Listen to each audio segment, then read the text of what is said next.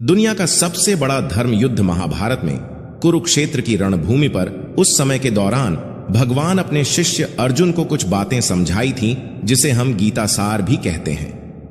लगभग 5000 साल से भी ज्यादा का वक्त महाभारत के युद्ध को बीत चुका है, लेकिन आज भी लोग भगवत गीता के सार को उतना ही महत्व देते हैं। तो आपके हर सवाल का जवाब गीता सार में है। वीडियो अंत देखिए। गीता का सार गीता सार। व्यर्थ की चिंता क्यों करते हो और व्यर्थ में ही डरते हो? तुम्हें कौन मार सकता है? आत्मा ना पैदा होती है ना ही मरती है। जो हुआ वह अच्छा हुआ, जो हो रहा है वह भी अच्छा ही है, जो होगा वह भी अच्छा ही होगा। जो बीत गया उसका तुम पछतावा ना करो और भविष्य की चिंता भी ना करो। अभी तो वर्तमान चल रहा है। इस युद्ध में तुम्हारा क्या गया? जो तुम रो रहे हो, तुम क्या लेकर आए थे?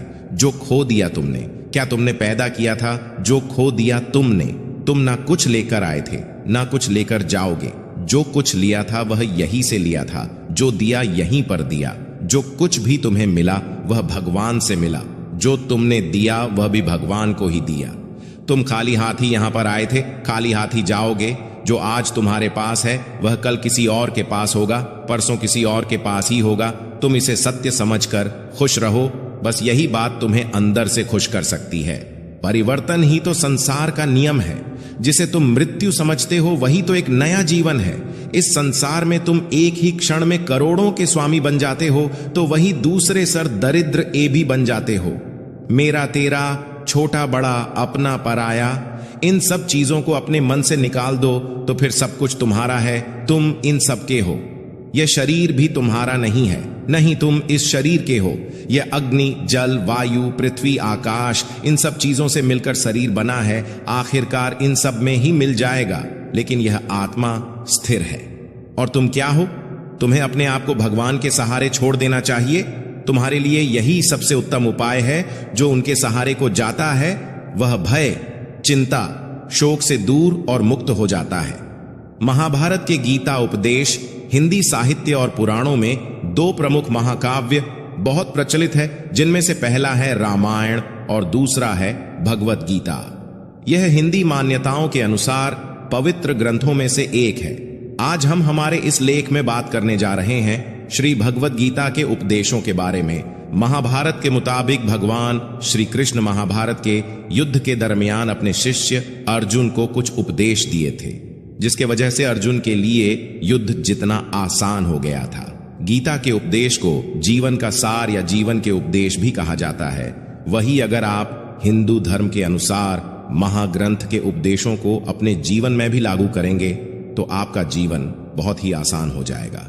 इसके साथ साथ ग्रंथ में जीवन की सच्चाई और मनुष्य धर्म से जुड़े हुए कुछ बातें भी बताई गई हैं।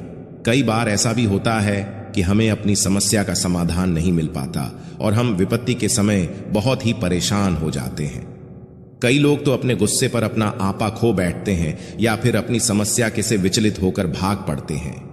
ऐसे में गीता में दी के उपदेश हमारे जीवन की सारी समस्याओं चुटकी में हल कर सकती है और हमें अपने जीवन जीने के लिए एक बेहतर कला सिखाती है। साथ ही अपने जीवन में सफल होने की प्रेरणा भी देती है।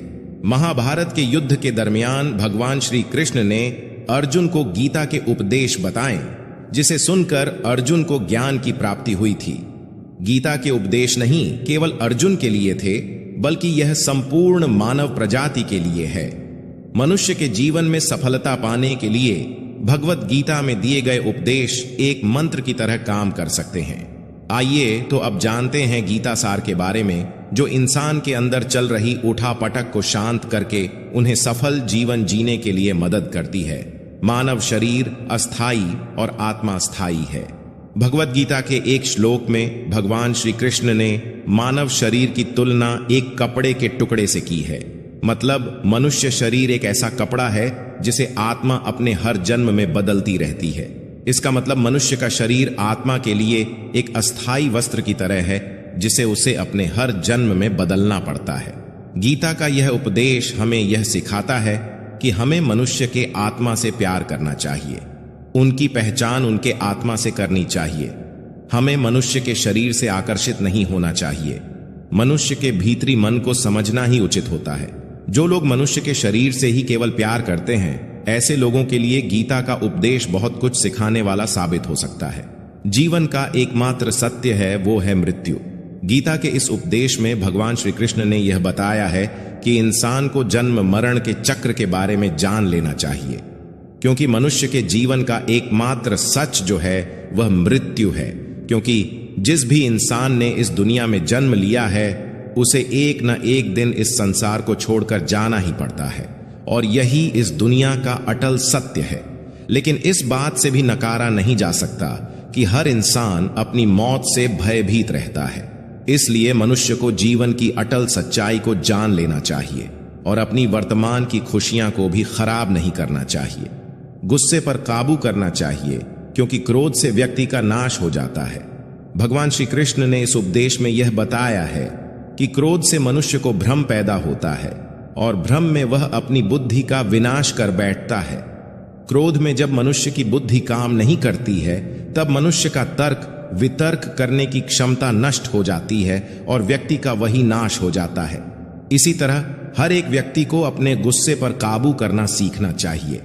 मनुष्य गुस्से में कई बार ऐसा काम कर देता है जिससे उसको बाद में जाकर हानि का सामना करना पड़ता है। वहीं अगर मनुष्य अपने क्रोध पर काबू नहीं कर पाए तब वह कोई गलत कदम उठा बैठता है। जब भी मनुष्य के मन में क्रोध की भावना उत्पन्न होती है तब मनुष्य का मस्तिष्क काम करना बंद कर देता है और वह सही गलत का वह उचित फैसला नहीं ले पाता। इसलिए हमेशा मनुष्य को अपने क्रोध को काबू में रखना चाहिए और अपने मन को शांत रखना चाहिए, क्योंकि गुस्से में लिया गया फैसला आपको गहरी क्षति पहुंचा। व्यक्ति अपने कर्मों को नहीं छोड़ सकता है। भगवान श्री कृष्ण ने गीता के सार में यह बताया है कि कोई भी व्यक्ति अपने कर्मों को नहीं छोड़ सकता, जिसका मतलब व्यक्ति साधारण समझ के साथ अपने कर्मों में लगे रहते हैं। उन्हें अपने कर्म से हटना या छोड़ना नहीं चाहिए, क्योंकि वह ज्ञानवादी नहीं बन सकते हैं। वही अगर मनुष्य अपने कर्मों से पीछा छुड़ा ले या अपने कर्म करना बंद कर दे तब वह अपने रास्ते से भटक जाता है। संसार का नियम है जिसके मुताबिक मनुष्य को अपने कर्मों को करते रहना होगा। जो व्यक्ति अपने कर्मों से बचना चाहता है या वह अपने कर्म को करना बंद कर देता है, ऐसी परिस्थिति में वह मनुष्य मन ही मन में डूबता जाता है। अर्थात जिस व्यक्ति का जो स्वभाव होता है वह उसी के मुताबिक अपने कर्मों को करता है। मनुष्य को देखने का नजरिया, गीता के सार में मनुष्य के देखने के नजरिए के बारे में भी कुछ बातें बताई गई हैं। इसमें लिखा गया है, जो व्यक्ति ज्ञान को और कर्मों को एक रूप से देखता है उस व्यक्ति का नजरिया सही है। अज्ञानी पुरुष के पास ज्ञान नहीं होता, इसी वजह से वह हर किसी भी चीज को गलत नजर से ही देखते हैं। इंसान को अपने मन को काबू में रखना चाहिए। गीता के सार में ऐसे मनुष्य के बारे में भी बताया गया है जो मनुष्य अपने को मन को काबू में नहीं रख पाते। ऐसे लोग का मन इधर से उधर भटकता रहता है। ऐसे मनुष्य का मन उनके लिए शत्रु के समान काम करता है, क्योंकि मन व्यक्ति के मस्तिष्क पर बहुत गहरा प्रभाव डालता है। जब मनुष्य का मन स्थिर रहता है तो वह व्यक्ति भी सही तरीके से अपना काम करता है। खुद का आकलन करें। गीता के सार में यह भी बताया गया है कि मनुष्य को सबसे पहले अपनी खुद का आकलन मतलब खुद के बारे में जान लेना चाहिए। खुद की काबिलियत और क्षमता को जानना ही मनुष्य को आत्मज्ञान की प्राप्ति करा सकता है। जब तक मनुष्य खुद के बारे में जान नहीं लेगा तब तक उस मनुष्य का उद्धार नहीं हो सकता। मनुष्य को खुद पर विश्वास करना चाहिए। श्री भगवत गीता में श्री कृष्ण ने यह भी बताया है कि हर एक मनुष्य को अपने आप पर पूरा पूरा भरोसा करना चाहिए, क्योंकि जो लोग खुद पर विश्वास करते हैं वह अवश्य ही सफलता प्राप्त करते हैं। ऐसा भी बताया जाता है कि जो व्यक्ति जैसा विश्वास करता है आखिरकार वैसा ही बन जाता है। अच्छे कर्म करें और फल की इच्छा ना करें। जो मनुष्य अपना कर्म नहीं करते हैं और पहले से ही अपने कर्म का परिणाम के बारे में सोचने लगते हैं, ऐसे लोगों के लिए गीता का यह सार बड़ी सीख देने वाला साबित हो सकता है। भगवान श्री कृष्ण ने इस उपदेश में यह बताया है कि मनुष्य को कर्मों को करते रहना चाहिए और यह नहीं सोचना चाहिए कि इस कर्म का क्या परिणाम उनको प्राप्त होगा, क्योंकि कर्म का फल तो हर एक इंसान को मिलता ही है। इसलिए मनुष्य को चिंता ना करके अपने कर्मों पर ध्यान देना चाहिए। ऐसा करने पर वह अपने किसी भी काम को सच्चे मन से करते हुए नजर आएंगे। मनुष्य की इंद्रियों का संयम ही कर्म और ज्ञान का निचोड़ है। मनुष्य के जीवन में सुख दुख दोनों ही स्थिति का अनुभव होता रहता है। सुख की स्थिति में मनुष्य ज्यादा ही प्रसन्न हो जाता है तो वही दुख की स्थिति में मनुष्य निराशा महसूस करता है। इसलिए सुख और दुख दोनों ही स्थिति में मनुष्य को अपने मन पर काबू रखकर उसे स्थिर रखना ही योग कहलाता है। जब कोई भी मनुष्य सांसारिक इच्छाओं को त्याग करके फल की चिंता न करे अपने कर्मों को करता है तो उसी स्थिति को मनुष्य योग में स्थित कहलाता है। जो मनुष्य अपने मन को काबू में कर लेता है वह मनुष्य का मन ही उसका सच्चा मित्र बन जाता है। लेकिन जो मनुष्य अपने मन को काबू में नहीं कर पाता उसके लिए उसका मन ही उसका सबसे बड़ा दुश्मन साबित होता है। वही जो मनुष्य अपने मन पर विजय प्राप्त कर ले तो उसको परमात्मा की प्राप्ति हो जाती है। इसका मतलब जिस भी मनुष्य को ज्ञान की प्राप्ति हो जाती है उसके लिए सुख दुख, सर्दी गर्मी और मान अपमान सब एक समान हो जाता है। जीवन में संतुलन बनाए रखना है बहुत जरूरी है। जब तक मनुष्य अपने जीवन में संतुलन नहीं बनाएगा तब तक मनुष्य अपने जीवन को खुशी से व्यतीत नहीं कर सकता। इसलिए मनुष्य को अपने जीवन में किसी भी चीज को ज्यादा करने से बचना चाहिए और जीवन में संतुलन बनाकर रख सही है। स्वार्थी नहीं बने।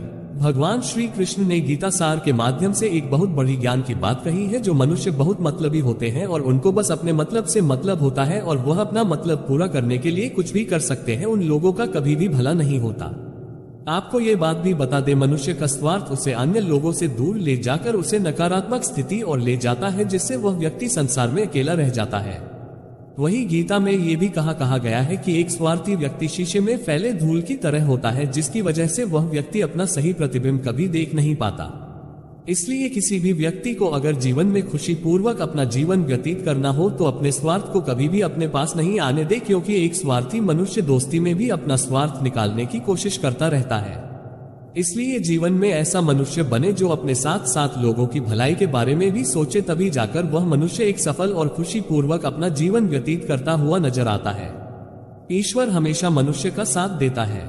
ईश्वर हमेशा ही अपने भक्तों का साथ देते रहते हैं। जो मनुष्य इस प्रभावशाली सत्य को मान लेता है तो उसका जीवन पूरी तरह से बदलता हुआ उसे महसूस होता है, क्योंकि संसार का निर्माण भगवान ने ही किया है और वही इस पूरे संसार को चला रहे हैं। इंसान तो बस एक कठपुतली है जो भगवान के इशारों पर चल रही है। इसलिए मनुष्य को कभी भी अपने भविष्य और वर्तमान की चिंता